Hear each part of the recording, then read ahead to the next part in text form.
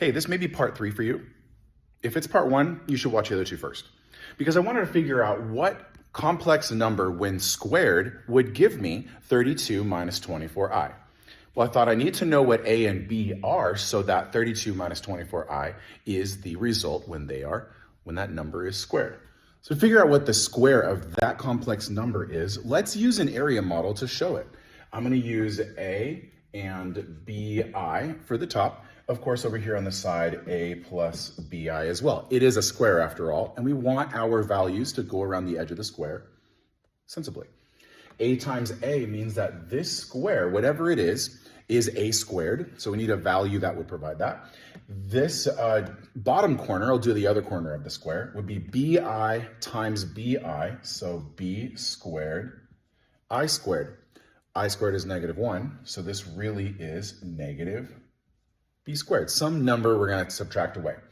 These two rectangles right here fill out the square on the edges, but they're the exact same because it's a square and we're completing it. So a times bi and a times bi. But in our result, that's -24i. There's no I value in a squared, and the I value that was down here was squared, which is equivalent to a real number, -1. So therefore, 32 is going to be shared evenly between those two, and not even, it's going to be shared, sorry, it's going to be shared between these two corners, and 24i that's what's evenly. 24i is going to be shared evenly between these two boxes.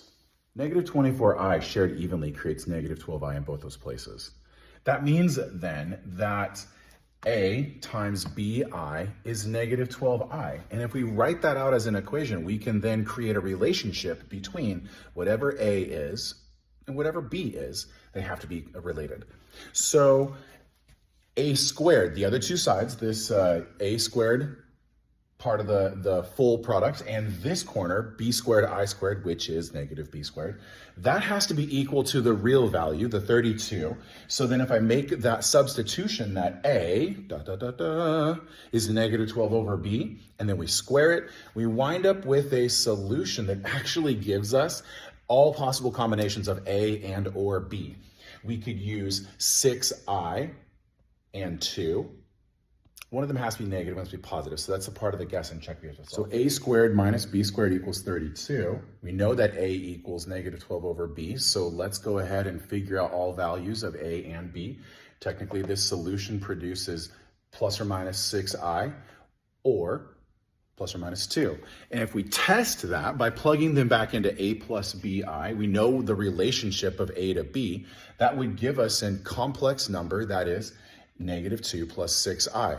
What happens if you square that? If we choose a different combination, choose one of the other possible values of b, we wind up with another complex number of 2 minus 6i. What happens if you square that? If we choose b equals +2, remember there were 4 choices, then we get a equals -6i, and doing a little evaluation swap, and we get that complex number, which actually looks like this one. What happens if you square it? If we choose b equals -2, then we get the value for a, and if you substitute them into the complex number, 6i minus 2, that actually looks like this one, flipped around, but in proper format. What happens if you square that?